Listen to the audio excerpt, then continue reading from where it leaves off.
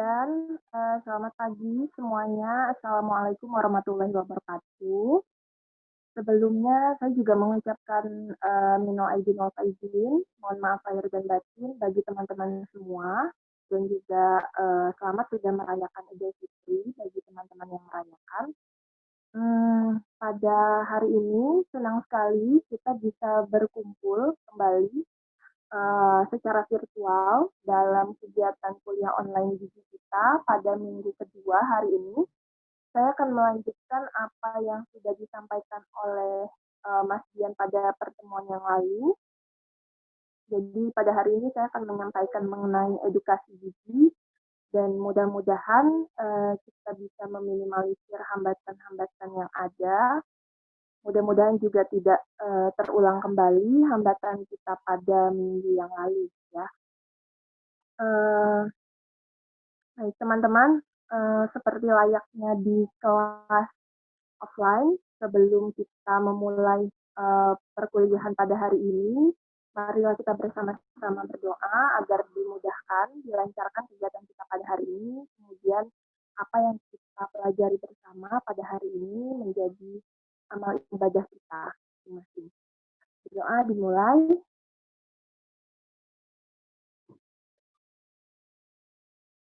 Doa selesai. Baik, saya akan menggunakan 40 menit waktu yang disediakan oleh ISAGI untuk saya, untuk pemaparan materi, seperti yang teman-teman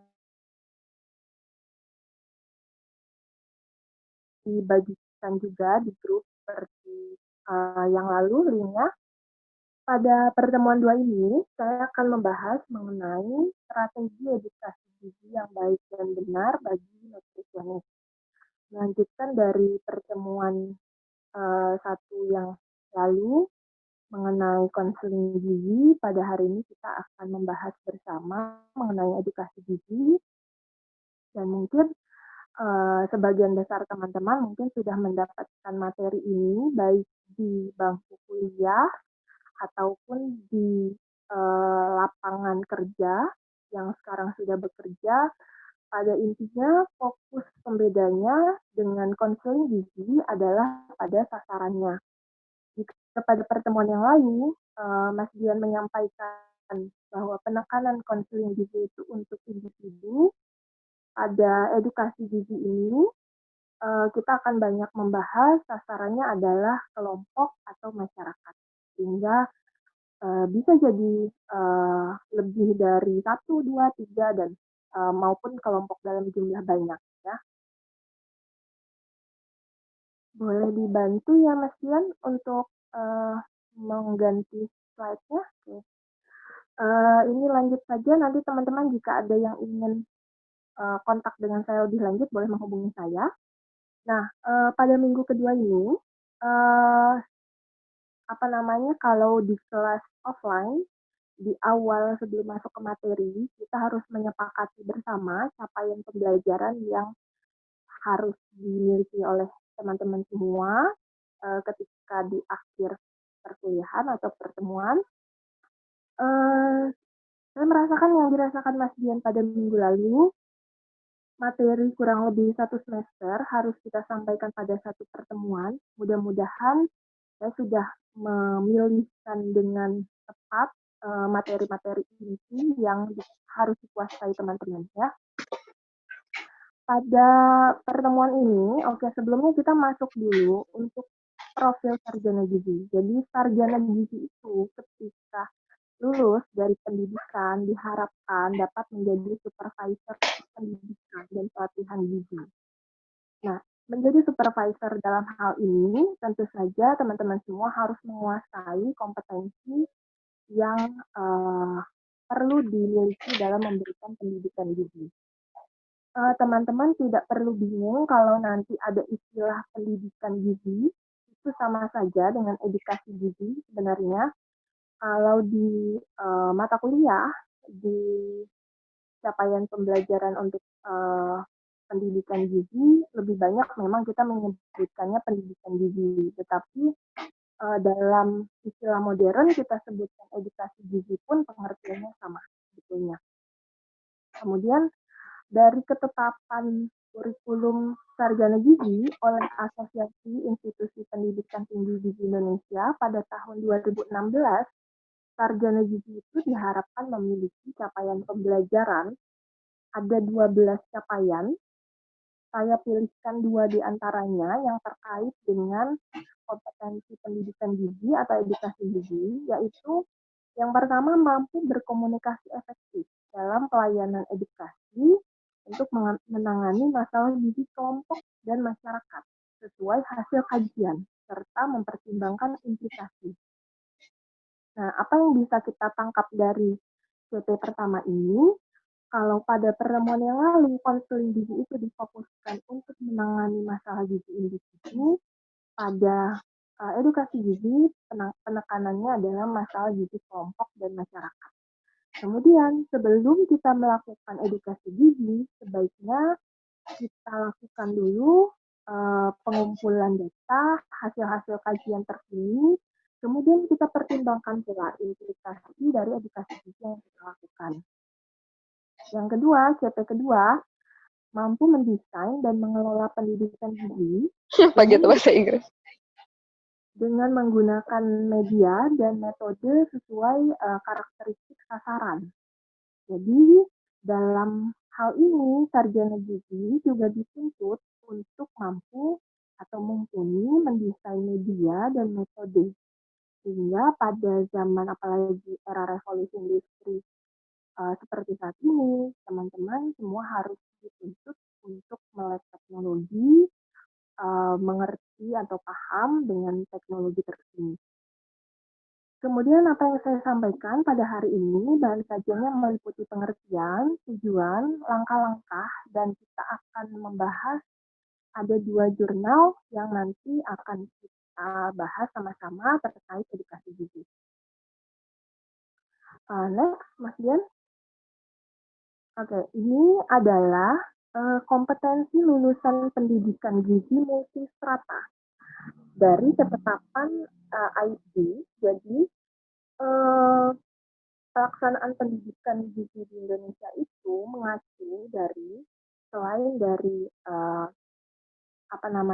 perhimpunan profesi kita, dalam hal ini Persagi, juga secara teknisnya untuk kurikulumnya ditetapkan oleh Asosiasi Institusi Pendidikan Tinggi Gizi atau kita singkat dengan ID.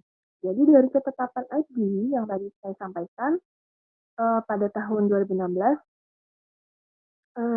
lulusan pendidikan gizi baik itu di level D3 sampai level S3 itu harus memiliki 7 kompetensi ini. Nah, komunikasi efektif ini adalah kompetensi yang mungkin paling relevan dengan kegiatan edukasi gizi. Selain komunikasi efektif, ada lagi kompetensi landasan ilmiah ilmu gizi. Ini yang harus kita kuasai bersama, teman-teman. Landasan ilmiah ilmu gizi itu meliputi apa? Materi-materi ilmu gizi dasar yang pernah kita dapatkan di bangku kuliah. Jadi, dari yang sangat simpel, bagaimana mengubah nasi 300 gram atau 3 piring menjadi sekian kilokalori energinya. Nah, ini adalah materi di dalam landasan ilmiah ilmu gizi. Dan di dalam kegiatan edukasi gizi maupun konseling gizi, teman-teman bukan hanya harus menguasai komunikasi efektif saja, tetapi landasan ilmiah ilmu gizi juga harus dipahami. Termasuk juga materi gizi dalam teori kehidupan. Ini masuk di dalam area kompetensi ini. Yang ketiga, asuhan gizi. Ini mungkin lebih ke arah gizi klinik. Nanti akan dibahas di pertemuan selanjutnya tentang nutrition care process bersama Bu Purnawati Hustina. Kemudian manajemen program dan pelayanan pangan dan gizi. Nah, ini juga salah satu kompetensi yang harus bahkan wajib kita kuasai di dalam kegiatan edukasi gizi. Bagaimana membuat sebuah program yang bernilai jual tinggi, yang efisien, efektif, itu termasuk di dalam kompetensi ini. Kemudian manajemen penyelenggaraan makanan, ini area food service, termasuk dalamnya catering dan lain-lain. Kemudian etika, moral, dan profesionalisme gizi. Di dalam pemberian edukasi gizi atau pelaksanaan edukasi, tentu kita harus menerapkan ini. Ada area kewenangan kita yang harus kita pahami, boleh kita lakukan atau boleh kita berikan, dan ini termasuk di dalam area kompetensi etika moral. Kemudian yang terakhir penelitian terapan. Nah, sesuai dengan CP yang pertama tadi, bahwa sebelum memberikan edukasi gizi, kita perlu mengkaji dulu isu update terkini tentang masalah-masalah gizi dan penanganan solusi penanganan yang terbaru misalnya. Nah, sehingga area penelitian terapan ini juga perlu kita kuasai di dalam edukasi. Next, Mas Dian. Kemudian, ini masih dari ketetapan yang tadi, dari IT, tenaga gizi lulusan sarjana gizi dan sarjana terapan gizi. Nah, karena di IPAGI kita bukan hanya merangkul teman-teman sarjana gizi, tetapi juga sarjana terapan gizi. Peran teman-teman apa? Yang pertama, teman-teman bisa berperan dalam mengelola edukasi untuk klien.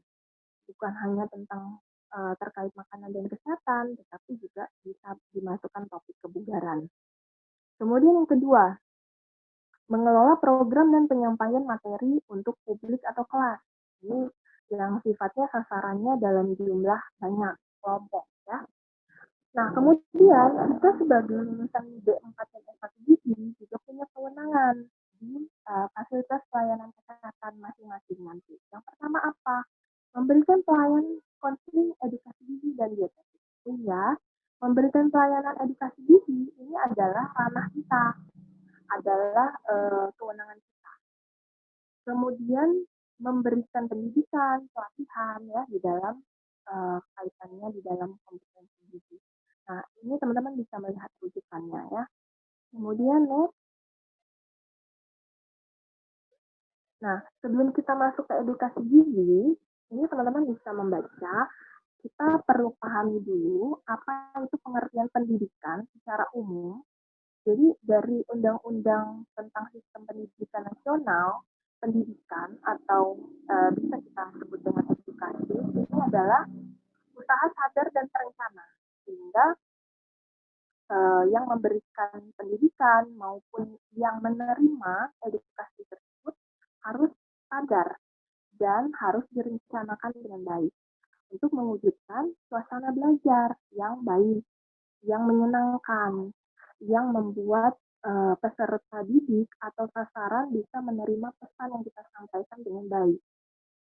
Kemudian dalam hal ini edukasi atau pendidikan itu bukan berarti hanya satu arah, hanya edukator atau pemberi materi hanya menuangkan materi ke peserta didik, sebenarnya bukan itu, tapi peserta didik harus aktif mengembangkan potensi dirinya juga. Nah, jadi nanti kita akan bahas sama-sama dalam teknis langkah-langkahnya.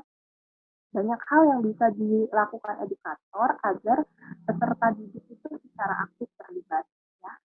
Next, untuk pengertian edukasi gizi ada banyak sekali versi dari WHO, misalnya usaha yang terencana untuk meningkatkan status gizi melalui perubahan perilaku.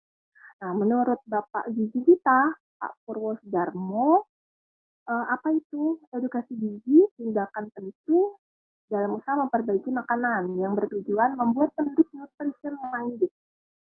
Kemudian secara umum dari berbagai pengertian, pada akhirnya kita simpulkan bahwa pendidikan gizi ini poin pentingnya adalah mengubah perilaku masyarakat yang berkaitan dengan apa? Mengubah kebiasaan makan yang tadinya tidak baik menjadi baik, sehingga bisa diterapkan secara berkelanjutan di dalam kehidupan sehari-hari. Ya. Lanjut, Mas Dian. Nah, sekarang saya berikan pertanyaan dulu nih ke teman-teman yang ada di kelas ini. Ada tidak yang tahu apa perbedaan edukasi atau pendidikan gizi dengan promosi gizi? Boleh raise hand, nanti saya dan Mas Dian bantu lihat. Ada yang kira-kira tahu pengertian edukasi gizi dan promosi gizi? Saya lanjutkan saja ya teman-teman ya. Jadi, terima kasih William dan Angelina sudah menjawab. Sebenarnya jawabannya itu masih perlu diperbaiki lah sedikit ya. Jadi, dua-duanya itu sama sebenarnya. Kita sama-sama melibatkan partisipasi aktif dari peserta atau sasaran, dan sama tujuan akhirnya untuk mengubah perilaku, tetapi promosi gizi ini bentuknya tidak sesimpel pendidikan atau edukasi gizi. Karena pada promosi gizi, sifatnya ini lebih komprehensif. Karena kenapa? Kita bukan hanya melibatkan faktor perilaku dari internal sasaran atau sosial budaya, tetapi juga ada faktor psikologi, politik, sosial ekonomi, bahkan mungkin geografi wilayah yang harus kita pertimbangkan.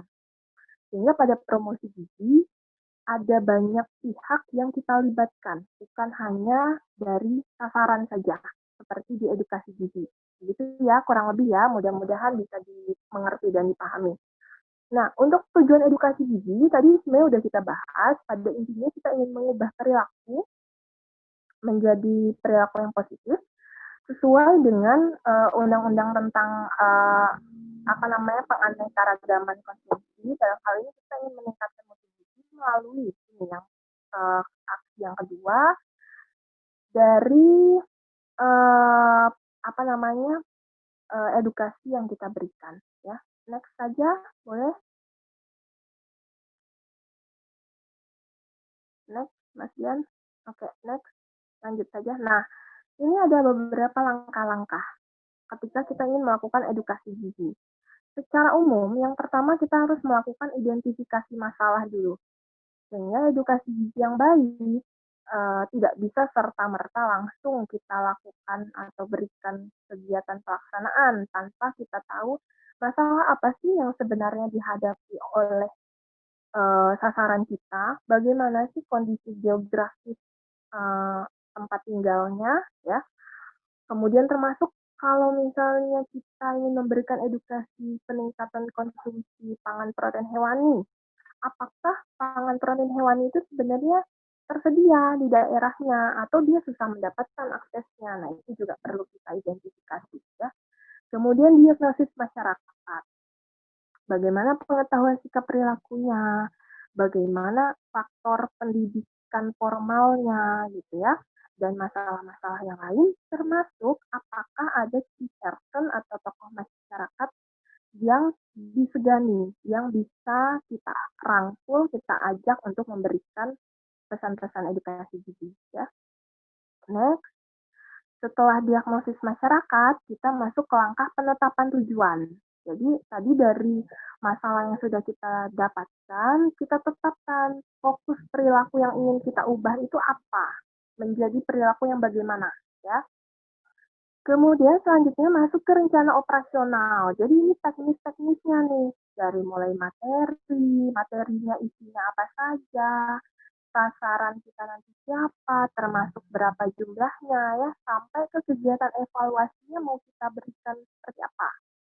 Baru kemudian dari rencana operasional kita kembangkan kegiatannya menjadi lebih teknis lagi, termasuk kegiatan pelaksanaan dan evaluasinya ya.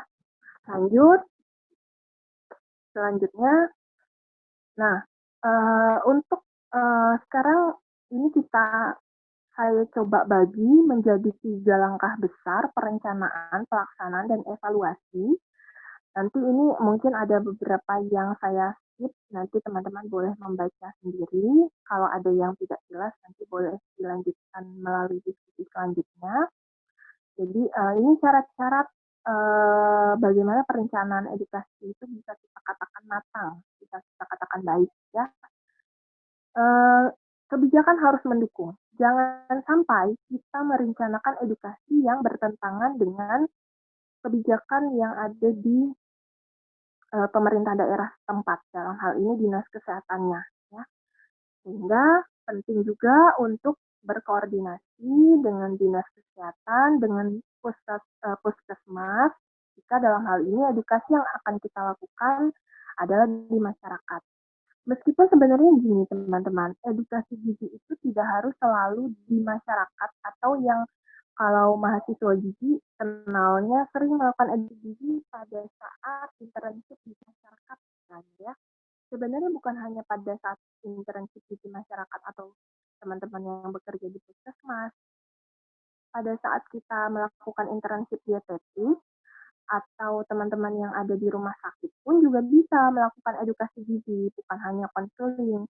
Jadi syaratnya tadi edukasi gizi itu kita mengumpulkan kelompok dalam jumlah yang banyaknya paling tidak lebih dari 3, lebih dari 5 ya. Kalau misalnya di rumah sakit, kan sudah dibagi-bagi tuh, misalnya ada apa namanya lantai khusus untuk anak misalnya.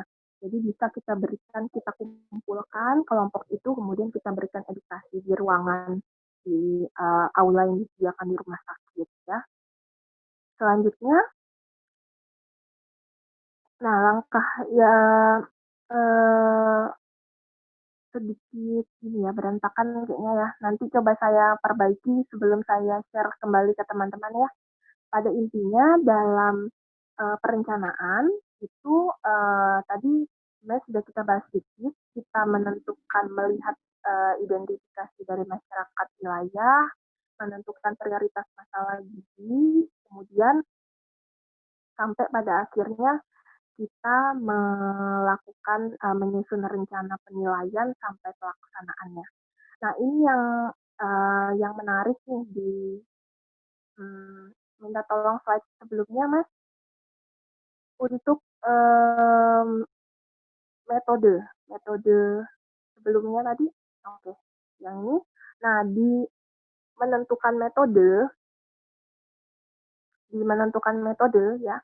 Jadi 3 area untuk eh, yang menjadi fokus tujuan kita lah yang akan kita ubah dalam edukasi gizi itu terdiri dari pengetahuan, sikap, dan perilaku.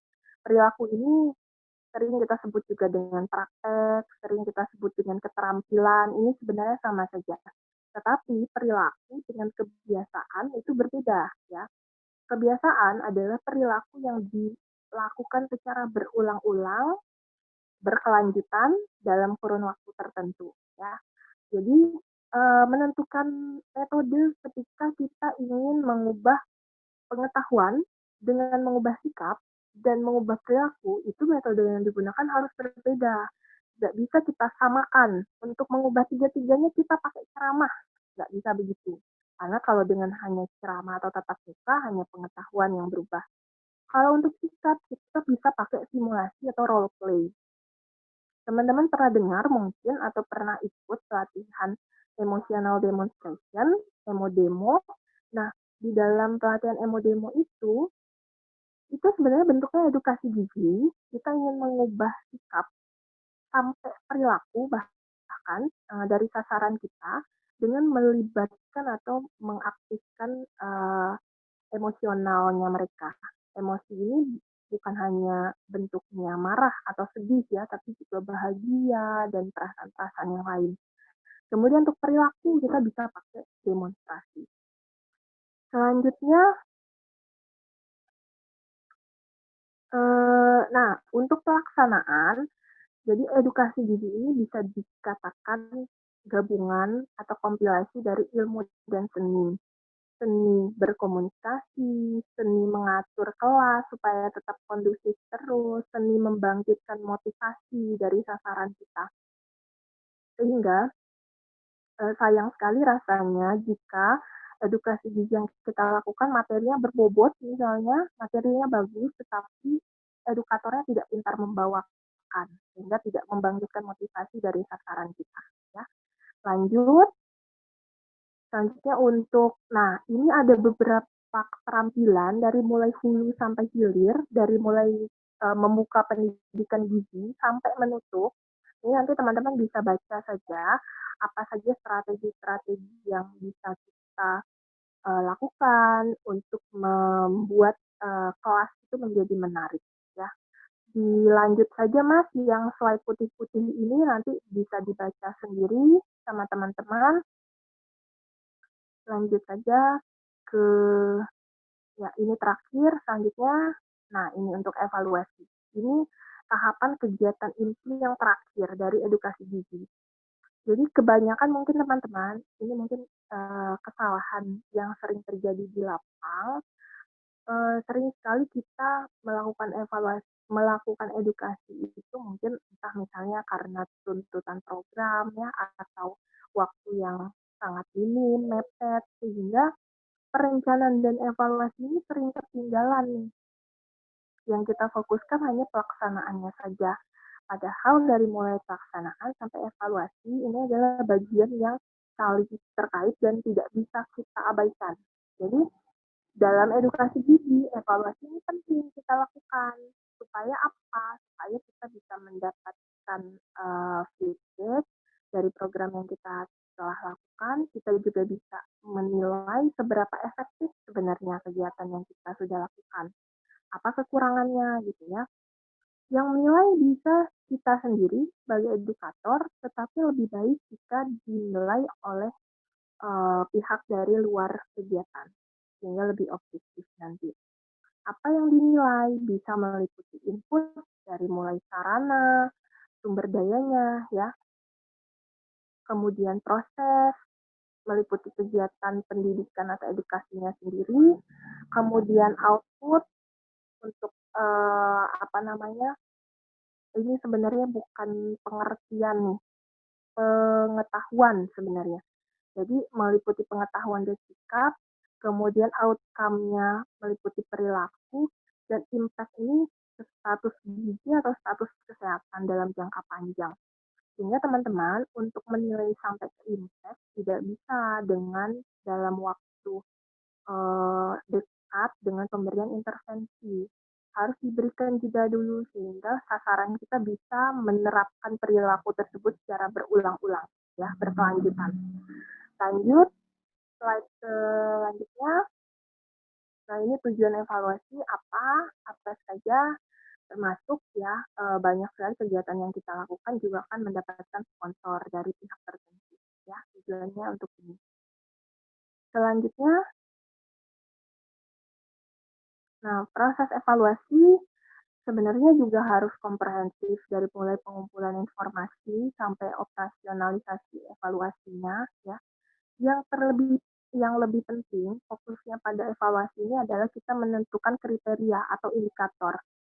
Kegiatan kita itu dikatakan berhasil jika apa? Jadi kita harus membuat indikator-indikator. Bisa kita buat tadi mulai dari input, proses, sampai ke impact-nya tadi, jadi masing-masing ada indikator.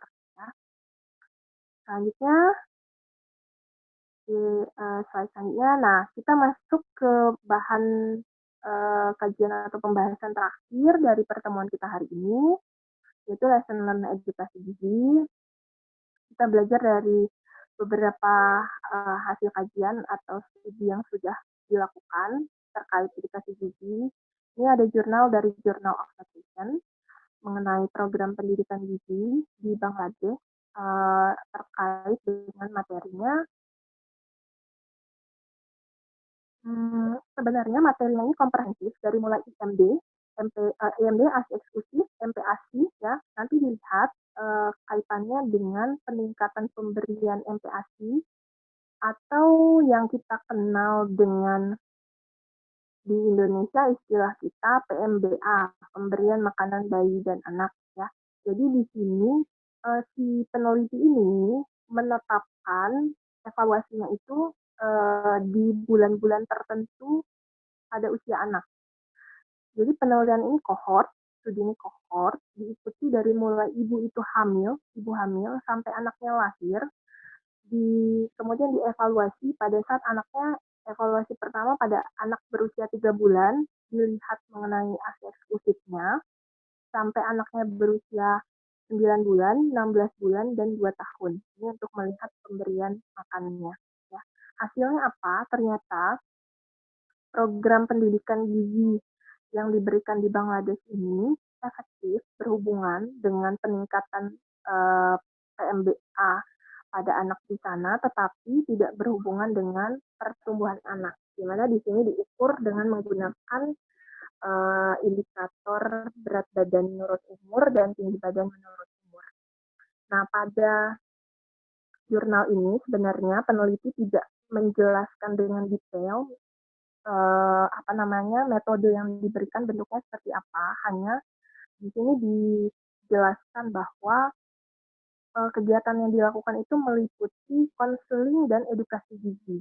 Jadi pada konseling gizi ini menyambung dari pertemuan kita yang lalu. Ini dilakukan ke ibu anak, kemudian kalau pada edukasi gizinya dikumpulkan di dalam satu kelas ibu anak ini, yang memberikan materi adalah kader kesehatan dari gizi yang ada di sana yang sudah di-training sebelumnya oleh peneliti. Nah, yang gambar yang sebelah kanan itu adalah daftar materi yang diberikan dalam edukasi gizi kegiatan ini ya. Kegiatan ini lucu juga, namanya Akoni Somai. Jadi ada beberapa materi komprehensif sekali yang diberikan tadi yang saya sudah sebutkan, mulai dari IMD sampai dengan pemberian MPASI ya.